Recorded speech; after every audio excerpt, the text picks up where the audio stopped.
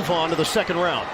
O'Neal, trigger man, toss, cross court, Bogdanovich, ball fake, Bogdanovich misses on a three ball, and it's over.